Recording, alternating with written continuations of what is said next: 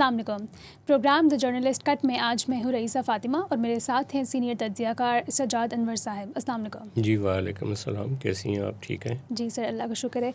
Sir, ये जो अली डार वाला मामला है ये तो सुलझने की बजाय उलझता ही जा रहा है, अगरचे हुकूमत भी और मीडिया भी ये कॉन्स्टेंटली तासुर दे रहे हैं कि पुलिस ने एक आज़ादाना तहकीकात की हैं और उन पर कोई प्रेशर नहीं है। DIG ऑपरेशंस की फैसल कामरान की जो प्रेस कॉन्फ्रेंस थी उसमें जो सहाफ़ियों के साथ हुआ या जो सहाफ़ियों ने सहाफ़ियों ने सवाल पूछे वो भी गलत थे, उनका एक गलत इक़दाम था, उस पर भी यूँ नैरेटिव बनाया गया।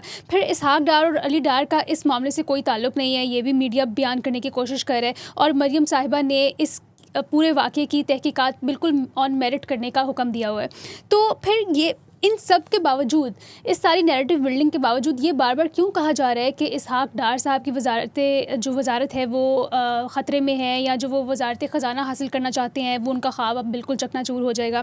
और इसके साथ ही जो वज़ीर आला साहिबा की गवर्नेंस है वो भी ख़तरे में और पंजाब हुकूमत पे भी क्वेश्चन मार्क्स उठ रहे हैं। तो ये सारी की सारी बातें फिर क्यों कही जा रही हैं जब इसको एक प्राइवेट नौयत के मामले को की कैटेगरी में शामिल किया जा रहा है? देखें, ये वो केस है जिसको बड़े पैमाने पे कवर अप किया जा रहा है। कवर अप करने के कई तरीके होते हैं। एक तरीका ये है कि जो पुलिस कवर अप करती है किसी कहानी को, अब साथ मीडिया भी उसको कवर अप कर रहा है। तीसरा, मैं देख रहा हूँ कि जो बड़ी बड़ी शख्सियात हैं वो भी ये कह रही हैं कि एक लड़के का मामला है, इसहाक डार साहब पे कैसे ज़िम्मेदारी फ़िक्स की जा सकती है। तो ये बज़ाहिर एक बड़े पैमाने पे एक एफ़र्ट हो रही है कि इसको, ये जो रज़ा अब्बास डार हैं उसको बिल्कुल आइसोलेट कर दिया जाए, उसकी सारी करतूतों को। उसका ना तो ताल्लुक़ अली डार से है, ना इसहाक डार से है, ना पंजाब गवर्नमेंट से है, ना पंजाब पुलिस से है। तो फिर साथ ही ये भी हम कोशिश कर रहे हैं बाज़ लोग कि रज़ा अब्बास डार को दीगर जो 5 मुल्ज़मान हैं उनसे फिर अलग करते हैं। पहले रज़ा को अलग करते हैं, अली रज़ा डार को इसहाक डार से, अली रज़ा से पंजाब गवर्नमेंट से, पंजाब पुलिस से। फिर जो मुल्ज़म हैं उनमें से भी उसको अलग करते हैं और उनका कहना है कि ना इसने रेप किया है और ये बेचारा तो 22-23 साल का लड़का है, ये तो बेचारा है, ये तो उल्टा पैसे इसको समझ नहीं, इसके तो उल्टे पैसे मारे गए। ये कहानी दो तरह से बेची जा रही है। अब या तो पहली ठीक हो सकती है या दूसरी ठीक हो सकती है। अगर वो बेचारा है, मासूम है, उसके साथ ज़्यादती हुई है, तो फिर इसहाक डार साहब को अपनाने की क्यों इसहाक डार साहब उनके साथ खड़े नहीं होते कि उनके नवासे के साथ ज़्यादती हुई है।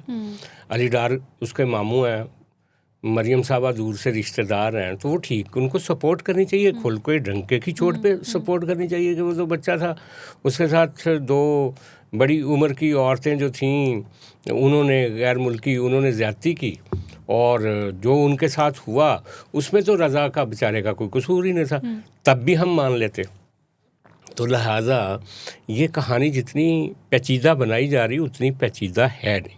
It is very simple story ये है कि मौसूफ़ ने अली रज़ा जो डार हैं, रज़ा अब्बास डार हैं, उसने $5 मिलियन की इन्वेस्टमेंट की इन ख़वातीन के साथ। उन्होंने इसके साथ फ्रॉड किया। उन्होंने कहा कि हम आपको 30% देंगे, वो नहीं दिया, बाद में पैसे नहीं मिलते थे। अब इसने उसके साथ एक फ्रॉड हुआ, इससे ये जो आपके डार साहब के नवासे हैं उनके साथ फ्रॉड हुआ।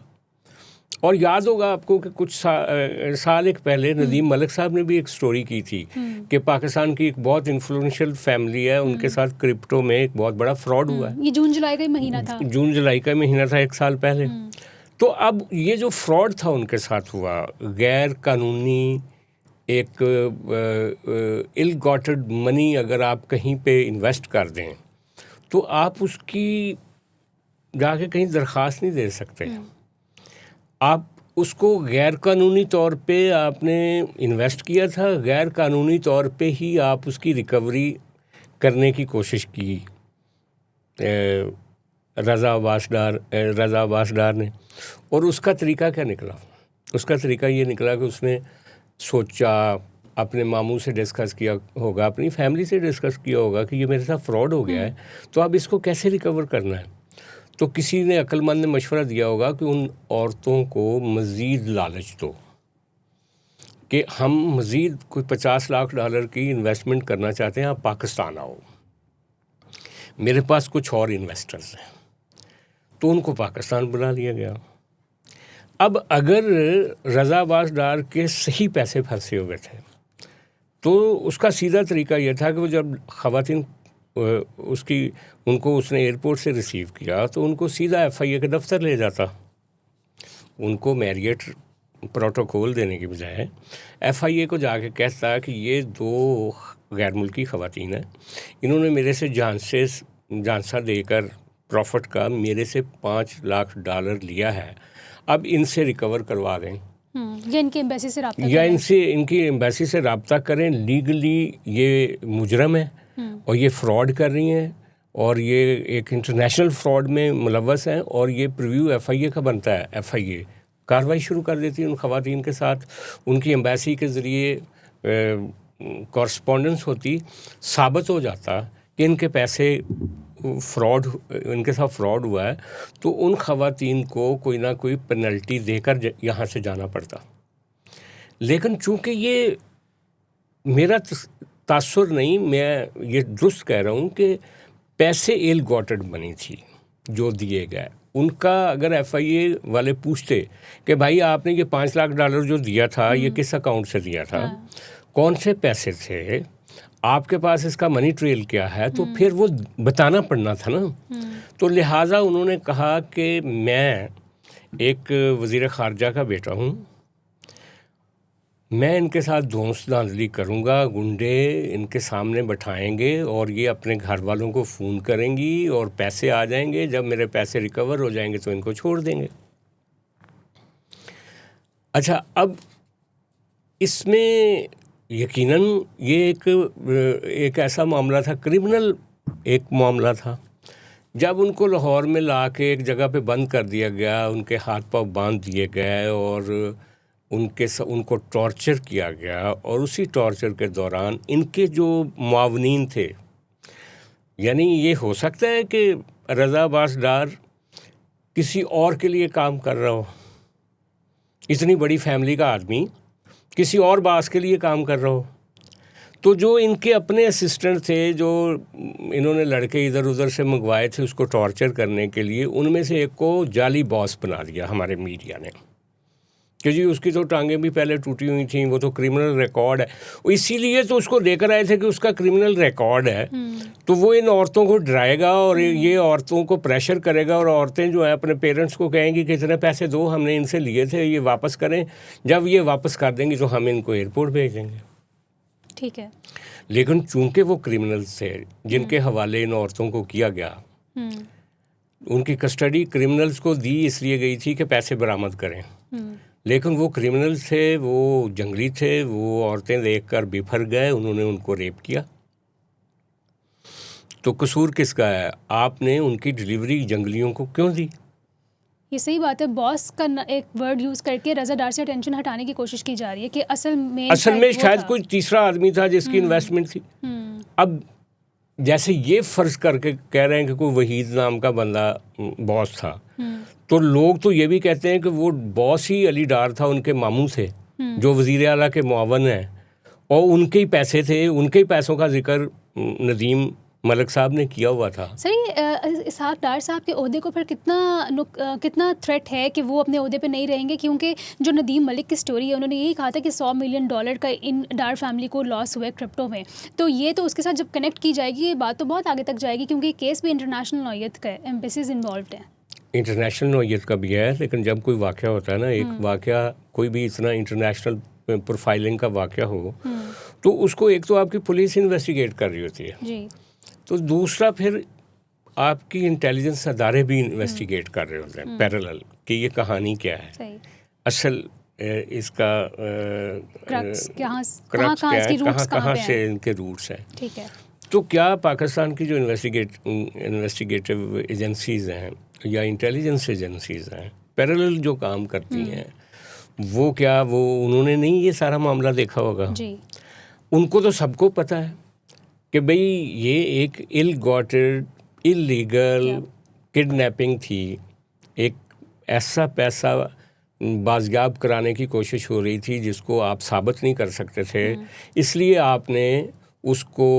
आपने कोई कानूनी तरीका नहीं इख्तियार किया, आपने एक बदमाशी के ज़रिए उनको लेने का। और मज़ेदार बात यह है कि इस कहानी में पुलिस का सबसे बड़ा जो कसूर है वो ये तो है कि वो रेप को इन्वेस्टिगेट कर रहे हैं, वो किडनैपिंग को इन्वेस्टिगेट कर रहे हैं और उन मुलज़मों को पकड़ लिया। ये क्यों नहीं उस सरमाए की और दौलत की बात की जा रही जो $5 लाख है? किसी FIR में उसका जिक्र नहीं है। वजह यह है कि जब उसका जिक्र आएगा तो उसकी पूरी मनी ट्रेल भी देनी पड़ेगी जी। उसका जिक्र क्यों नहीं है? पुलिस ने क्यों नहीं जिक्र किया उसका? ठीक है सर, वैसे एक क्राइम को छुपाने के लिए एक और क्राइम तो किया गया, लेकिन अब ये भी सुनने में आ रहा है कि इस्टेब्लिशमेंट बहुत ज़्यादा नाराज़ है इसहाक डार साहब से। नहीं, मैं पहले बता दूं कि इसलिए इन्होंने FIR में या पुलिस की जो इन्वेस्टिगेशन है उसमें ये चीज़ें नहीं आ रही कि कितने पैसे गए, कितना फ्रॉड हुआ। वजह यह है कि फिर पूछा जाएगा बिल्कुल कि वो $5 लाख कहाँ से आया था भाई। रज़ा अब्बास जो 22-23 का सादा सा मासूम सा बच्चा है जिसको कोई दुनिया जहान का पता नहीं थी, जिसको ठग लिया गया है, जिसका इसहाक डार से कोई ताल्लुक़ नहीं है, अली डार से कोई ताल्लुक़ नहीं है और जिसका मुलज़मों से भी कोई ताल्लुक़ नहीं है, उस बच्चे बेचारे को आप उसका तसव्वुर तो करेंगे साइकोलॉजिकली वो कैसा बच्चा होगा। अच्छा खैर, अब आपका सवाल कि सर इस्टेब्लिशमेंट के बारे में कि वो काफ़ी नाराज़ नज़र आ रही है पंजाब गवर्नमेंट से भी और इसहाक डार साहब से भी, क्योंकि वो तो पहले उनकी मईशत संभालने के तरीके को पसंद नहीं करते। हमने पहले भी शो में बात की थी, लेकिन अब इसमें ये एंगल भी है कि इंटरनेशनली जब फील्ड मार्शल आसिम मुनीर साहब ने पाकिस्तान का इमेज, सॉफ्ट इमेज इतना ज़्यादा प्रमोट किया, पाकिस्तान को सिर्फ अच्छे लफ्ज़ों में बयान किया जा रहा है, लिखा जा रहा है, उसका जिक्र किया जा रहा है, तो आपने इतना बड़ा वाक़या करवा दिया और इंटरनेशनली आप बदनामी करवा रहे हैं, तो ये एकदम से आप लोगों ने पूरा पासा ही पलट के रख दिया। वो जो एक कहते हैं, मैं ये स्टोरी CNN पे देख रहा था ना जब, तो उस वक्त अली ख़ामनेई साहब की फ्यूनरल जो थी और उसके ग्लिम्पसेस देख रही थी और साथ ये वाक़या जो है वो इंटरनेशनली रिपोर्ट हो रहा था। तो वही बात कि उधर अली ख़ामनेई साहब की तदफीन हो रही थी और इधर इस इमेज की तदफीन हो रही थी जो इमेज हमने बनाया हुआ था। तो बुनियादी तौर पे बात यह है कि गैर कानूनी काम था जिसको गैर कानूनी तरीके से करने की कोशिश की गई और पकड़े गए। अब जब पकड़े गए तो अब आपको एक कवर अप चाहिए। वो कवर अप मिल जाएगा क्योंकि पंजाब गवर्नमेंट आपके साथ है, पंजाब पुलिस आपके साथ है और कहने वाले कह रहे हैं कि FIR में कुछ भी नहीं है। कहने वाले ये भी कहते हैं कि जो भी ये बयान देकर गई हैं मजिस्ट्रेट के सामने ख़वातीन, चूँकि उनके पास गवाही नहीं होगी, मुकदमे में विटनेसेस नहीं होंगे, मामला आगे चलेगा कैसे। और फिर वो तो रज़ा अब्बास डार पे उन्होंने रेप का केस भी नहीं, मतलब रेप का इल्ज़ाम भी नहीं लगाया हुआ, तो रज़ा साहब को तो जल्दी ज़मानत मिल जाएगी और बाकी जो लोग हैं उनको कुछ अरसे के बाद ज़मानत मिल जाएगी। और जो रेप का मामला है वो भी साबित नहीं होगा, गवाह नहीं होंगे, तो वो भी छूट जाएंगे। तो इसलिए इसका बज़ाहिर तो जो एक मटीरियल लेवल पे कोई इतना बड़ा नुकसान तो नहीं होने जा रहा, लेकिन जो आपका इमेज का नुकसान है अब उसको कवर करने की ज़रूरत हो रही है। मतलब कोशिश हो रही है कि जो आपका परसेप्शन ख़राब हुआ है, उस वज़ीर आला का परसेप्शन ख़राब हुआ है जो कहती थी कि मैं औरतों के ख़िलाफ़ ज़ीरो टॉलरेंस रखती हूँ, रेड लाइन्स हैं। उस CCD, वो जो CCD हर ऑर्गेनाइज्ड क्राइम को जो समझती थी कि ये मेरा इलाका है, उसमें जो रेगुलर पुलिस थी वो फारग हो जाती थी और जो भी इस तरह की जो ऑर्गेनाइज्ड किस्म का क्राइम होता था उसको वो आके टेक ओवर कर लेते थे और फिर वो अदालत जाए बगैर भी सज़ाएं दे देते थे मुबैना तौर पे। तो वो CCD भी गायब है, वो वज़ीर आला भी गायब है, वो पुलिस भी गायब है। तो कवर अप तो ये एक अवेलेबल है। सर कवर अप तो यहाँ तक करने की कोशिश की गई, आपने सुना होगा वो काफ़ी सीनियर सहाफ़ी हैं, मैं नाम उनका नहीं लूँगी, लेकिन उन्होंने ये कहा कि ये लड़कियाँ माफ़ीनामा लिख कर गई हैं, हालांकि उसकी कोई कॉपी नहीं है, कुछ नहीं है, जो इतनी लंबी लंबी छोड़ रहे हैं। अच्छा नहीं, तो एक और हमारे दोस्त हैं, उन्होंने कहा कि इसहाक डार को उनके नवासे की वजह से बदनाम नहीं करना चाहिए। अच्छा, इवन फरदौस वो जो हैं फवाद चौधरी साहब, उन्होंने भी कहा कि एक बच्चे के कसूर में आप उनके नाना को तो नहीं कह सकते। अच्छा, नहीं कह सकते, मैं भी ये कहता हूँ कि नहीं कह सकते, लेकिन ये जिस तरह का मामला है, जिस तरह से उनके वीज़े हुए, जिस तरह से वो आए, जिस तरह से उनका स्टे हुआ, जिस तरह से उन्हें किडनैप किया गया, ये तो एक प्लानिंग है ना। हाँ, और वो 22-23 साल का मासूम बच्चा तो ये प्लानिंग नहीं कर सकता। और लोग तो कहते हैं कि पूरी फैमिली अपनी रिकवरी, पैसे की रिकवरी के लिए उन्होंने एक जाल बिछाया था, उस जाल में अब ये खुद आ गए। और एक इलीगल जो आपने वाक़यात किए, सीरीज़ ऑफ इवेंट्स किए हैं इलीगल, उनको पुलिस भी कवर अप कर रही है, उनको मीडिया भी कर रहा है, उनको शोरफा भी कर रहे हैं। ठीक है। लेकिन एस्टैब्लिशमेंट क्यों नाराज़ है? एस्टैब्लिशमेंट इसलिए नाराज़ है कि एक तो वो इसहाक डार साहब के जो तरीक़ाए जो हैंडलिंग ऑफ इकोनॉमिक्स अफेयर्स हैं, उनसे इतने खुश नहीं है। दूसरा, वो समझते हैं मियाँ नवाज शरीफ साहब का बहुत ख़ास मुशीर है और मियाँ साहब को भी वो पसंद नहीं करते। उल्टा वो साथ अब मरियम साहबा भी निशाने पे आ गई हैं। आप देखें ना कि मरियम साहबा की इसी गवर्नेंस सिस्टम में रहते हुए, यानी कि रावलपिंडी रिंग रोड के मामले को बुनियाद बना के पूरे रावलपिंडी की एडमिनिस्ट्रेशन को फारग कर देना, और वो जो पिंडी खेब या पता नहीं कौन से इलाके का जो पटवारी, उसको भी उन्होंने मुअत्तल कर दिया है। तो कहने वाले ये कहते हैं ये भी पिंडी वालों की वजह से एक्शन हुआ है सारे का सारा। तो वो गवर्नर्स या वो गुड गवर्नर्स जिसका जिक्र बार बार किया जाता है, जिसमें कहा जाता है कि मेरिट है, चेहरा नहीं देखा जाता, हम एक असूल पसंद किस्म की हुकूमत है, उसके लिए ये बहुत सारे मसले।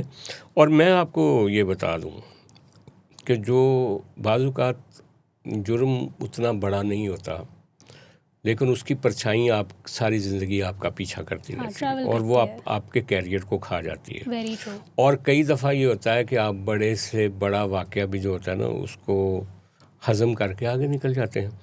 यानी कि ये हिस्ट्री कई मोड़ पे आपको बाज़-औक़ात ये भी होता है कि आपको जो सज़ा मिल रही होती है शायद उस वाक़े की नहीं मिल रही होती, उससे पहले कुछ चीज़ें हुई होती हैं।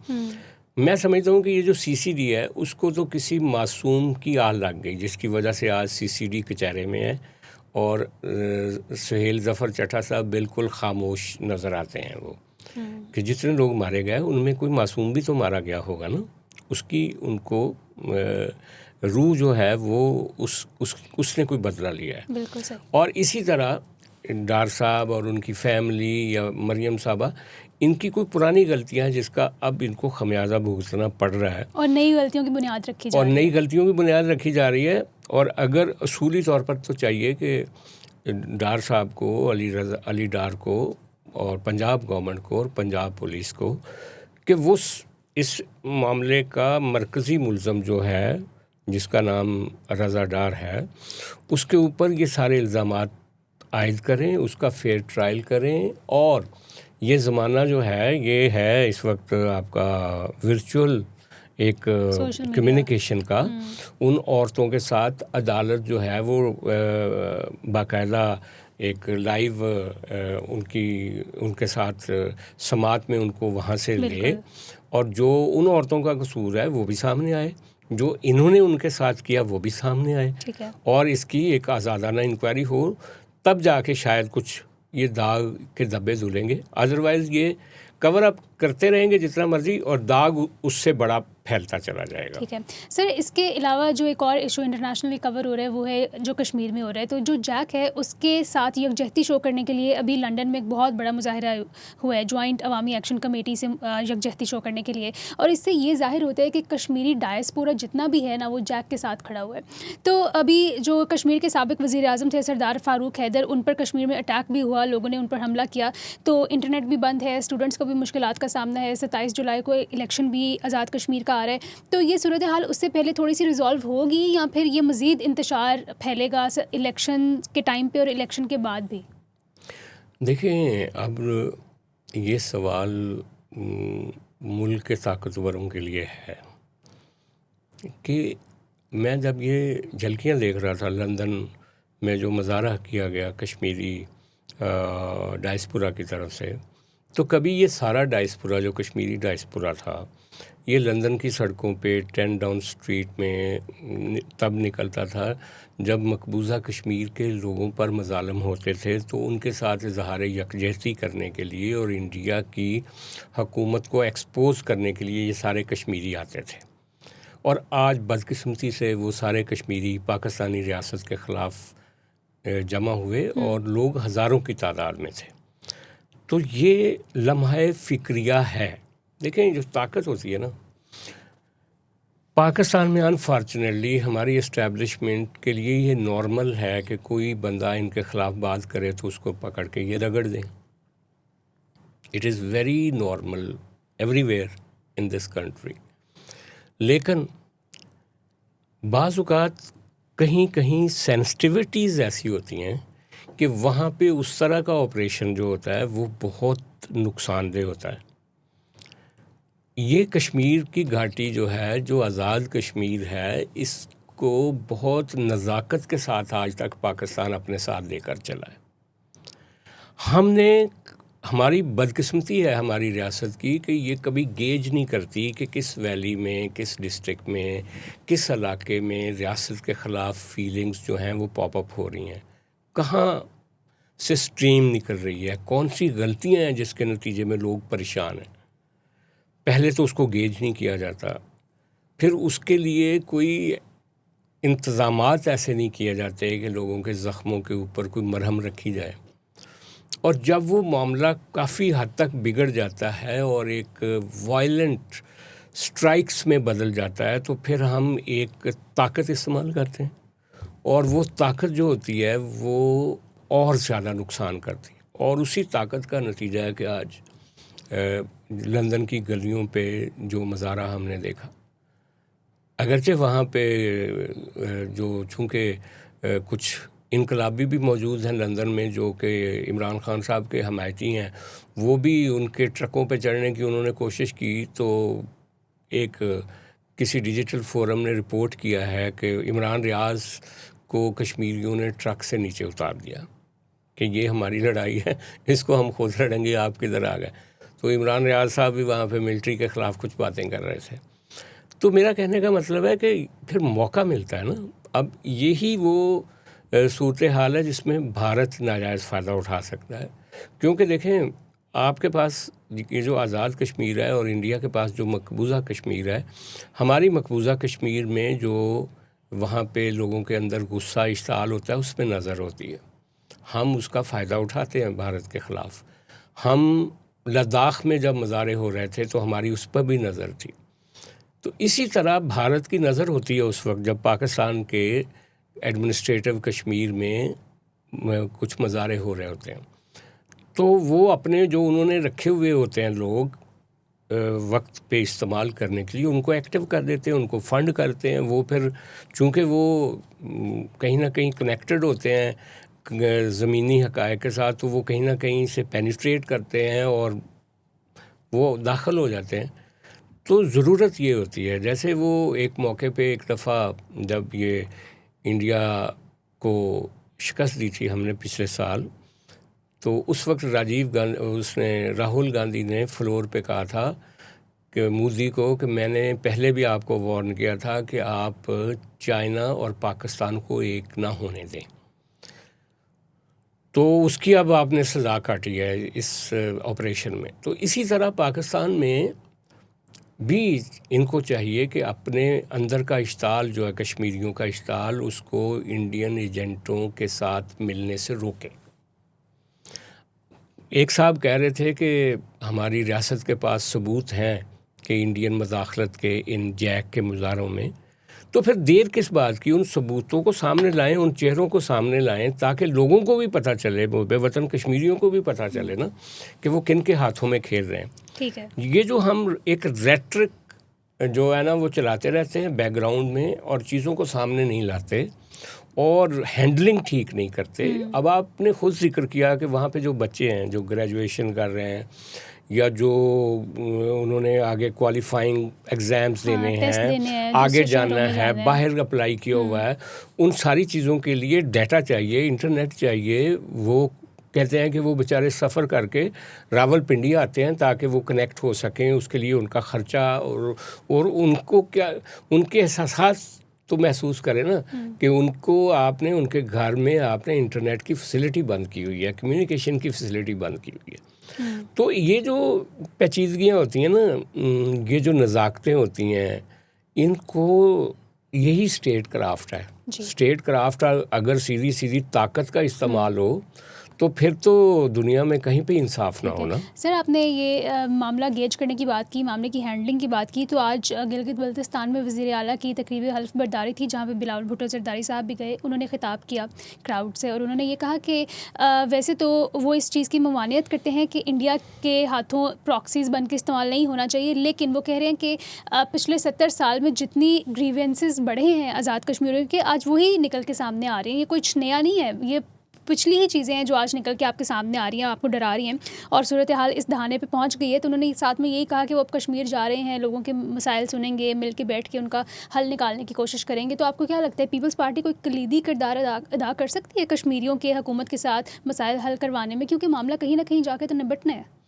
देखिए, ये जो कश्मीरी इस वक्त गुस्से में है ना, मुझे नहीं लगता कि बिलावल भुट्टो का उस तरह से इस्तकबाल करेंगे जिस तरह का गिलगित बल्तिस्तान के लोगों ने किया। ठीक है। वजह यह है कि उन्होंने अपने प्राइम मिनिस्टर को अटैक किया, जैसे आपने अभी बात की फारूक हैदर साहब पे। तो ये बहुत बड़ी कामयाबी होगी किसी भी सियासी जमात के लिए अगर वो वहाँ पे जाती है और कोई ब्रिज बन सकती है। बिलावल भुट्टो की टोन अच्छी है, वो कह रहे हैं कि ये जो लोगों के मसाइल हैं उनको एक्नॉलेज करते हुए उनको हल करने की ज़रूरत है। उन्होंने कहा कि वो जो तरीका था ना हमारा पिछला कश्मीरियों को हैंडल करने का, वो 2026 में अब पुराना हो चुका है। तो कश्मीरियों को उनके हकूक़ ज़्यादा से ज़्यादा मिलने चाहिए, जो उनके राइट्स हैं, जो उनके ग्रीवेंसेस हैं वो सुनने चाहिए और उनकी नई नस्ल के साथ एंगेज करने की ज़रूरत है। अब मसला ये है कि क्या वो नई नस्ल, वो कश्मीरी आपसे एंगेज होना चाहेंगे या नहीं होना चाहेंगे।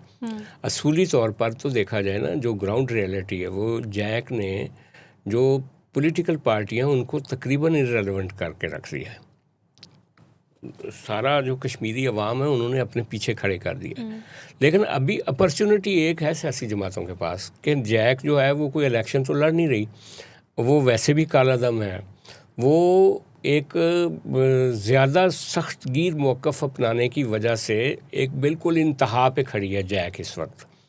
तो ये पार्टियां अगर एक मुतबादल नैरेटिव दे सकेंगी, बिलावल भुट्टो अगर अपने जलसों में कश्मीरियों के साथ, कश्मीरी उनके साथ आइडेंटिफाई कर सकेंगे या बिलावल उनके साथ आइडेंटिफाई कर सकेगा, तो ये रियासत के भी फ़ायदे में है और बहुत बड़ी अचीवमेंट होगी। इसी तरह अगर मुस्लिम लीग नून जाती है वहाँ पे, मुस्लिम लीग नून भी इसी तरह का एक अगर ब्रेक थ्रू कर सकती है, या कोई दूसरी पार्टी, मौलाना फजलुर रहमान या दूसरे लोग, जैसे पिछले दिनों आपकी तहफ़्फ़ुज़े आइन मूवमेंट के लोगों ने जाने की कोशिश की लेकिन उनको रोक दिया गया। हालांकि ये अपॉर्चुनिटी थी, उनको जाने देना चाहिए था। और यही वजह है कि मैं समझता हूँ कि हम कई मौक़े ज़ाया कर देते हैं। मेरा ख़्याल है कि वहाँ पे डायरेक्ट जो सख्त हैंडलिंग है ना, उसकी बजाय सॉफ्ट पॉलिटिकल हैंडलिंग की ज़रूरत है। अच्छा, लास्टली ये जो इस्लामाबाद में एयरफोर्स ग्रुप कैप्टन आसिम को मार कर शहीद कर दिया गया, गोली मारी गई, तो पाकिस्तान में इस तरह के वाक़यात, वो भी इस्लामाबाद में, कैपिटल में आपके मुल्क के, जहाँ पे कैमरास लगे हैं, जहाँ पे आपके एक इशारे पे आप पूरा इस्लामाबाद बंद कर देते हो कंटेनर से, तो आपसे ये छोटे छोटे वाक़यात नहीं कंट्रोल हो रहे कि एक इंसान जो बाइक पे आया है वो फ़ौरन से गोली मार देगा? इतना आसान हो गया कत्ल करना, इतना आसान हो गया किसी की ज़िंदगी की जान, किसी की ज़िंदगी लेना, तो इसको कैसे हैंडल करना है? देखिए, ये बड़ा ही अनफॉर्चुनेट वाक़या है। जिस तरह का वो नौजवान एयरफोर्स के जो ऑफिसर थे, जिस तरह से उनकी फैमिली दिखाई गई, जिस तरह से उनके बच्चे दिखाए गए, वो इस तरह से एक सड़क पे एक पागल आदमी के हाथों कत्ल होने के लिए डिज़र्व नहीं करते थे। किसी की मदद भी नहीं कर सकते और आप। यही एक अलमिया है कि इस तरह के वाक़यात के बाद मैसेज क्या मिलता है कि आप किसी की मदद ना करें। वो औरत को खींच के ले जा रहा था और पता ये चला कि वो उस औरत का कुलीग था। उसको कहने लगा कि मैं आपको ड्रॉप कर देता हूँ, लेकिन जब उस औरत ने देखा कि इसकी बाइक जो है वो दूसरी साइड पे जा रही है, मेरे घर के रास्ते से दूसरी साइड पे जा रही है, तो उसने उतर के चीखना शुरू किया और उस आदमी ने उसको ज़बरदस्ती खींच के अपनी गाड़ी पे बिठा रहा था। तो अपनी मोटरसाइकिल पे बिठा रहा था। तो इस ऑफिसर ने सोचा कि ये औरत के साथ कोई असॉल्ट करने की कोशिश हो रही है। वो दरमियान में गया और देखेंगे वो एक मुलाज़म जो उस लड़की का कुलीग था वो मसल्ला था। किसी ने उसको दफ्तर में नहीं चेक किया कि वो मसल्ला है या उसके पास हथियार है। और फिर उस औरत को भी नहीं पता था कि इसके पास हथियार है, और वो पता नहीं उसको अगवा करके उसी हथियार के ज़रिए ले जाके कोई रेप करना चाह रहा था। उस बंदे ने उसकी इज़्ज़त तो बचा ली लेकिन अपनी जान दे दी। तो मैं समझता हूँ कि बहुत बड़ा कोई शहरी सिविक जो अवार्ड है, सिविल अवार्ड, वो उनको मिलना चाहिए।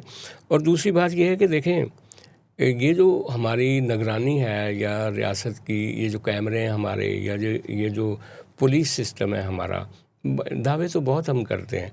मसला ये होता है कि जब कोई कहीं पे इवेंट हो रहा होता है, जुल्म हो रहा होता है, वहाँ पे कोई फ़ौरन पहुँच सकता है क्या? इस तरह का वाक़या दुबई में, लंदन में, यूरोप में, अमेरिका में होता तो वहाँ पे कितना क्विक रिस्पॉन्स होता है। और हमारे यहाँ चूँकि वीआईपी नौकरियों से, वीआईपी ड्यूटी से लोगों को फुर्सत नहीं है, तो ये एक बड़ा ही अनफॉर्चुनेट वाक़या है। हमें अपनी पुलिस को और अपने जो लॉ एंड ऑर्डर मेंटेन करने वाले दीगर अदारे हैं उनको एक्विप्ड करना चाहिए कि वो आम शहरी के लिए किस तरीके से जल्दी पहुँचें और उनकी मदद करें। सर, वो भी बात ठीक है, लेकिन इसके साथ ही साथ अपने अब शहरियों की भी जहनी निगहदाश्त कैसे करनी है? हर दूसरा इंसान जहनी मरीज़ है, कब आपको कैसे मार दे, कैसे नुकसान पहुंचा दे, आप गेज ही नहीं कर सकते। ये इसलिए कि जिस तरह से आपने पिछले कुछ अरसे से जो आप एक प्रेशर कुकर में पूरी सोसाइटी और मुआशी बहरानों ने लोगों का हाल बिगाड़ दिया है। एक अंदाजे के मुताबिक आधी तो आबादी आपकी गुर्बत की लकीर के नीचे है। इनके लिए जब तक कुछ नहीं करेंगे ना, तो वही कहते हैं ना कि बाहर से आप जितने मर्जी तमगे ले लें, मुल्क के अंदर जब तक आप अपने लोगों को थोड़ा बहुत खुशहाली नहीं देते, तब तक ये जो नफ्सियाती अमराज हैं ये और बढ़ते रहेंगे। बिल्कुल। बहुत शुक्रिया सर आपके आज के तज्ज़िये के लिए। Thank you so much for watching. हमें अपनी राय से आगाह करते रहिए कमेंट सेक्शन में। कल हम हाजिर होंगे एक नए प्रोग्राम के साथ, तब तक के लिए खुदा हाफ़िज़।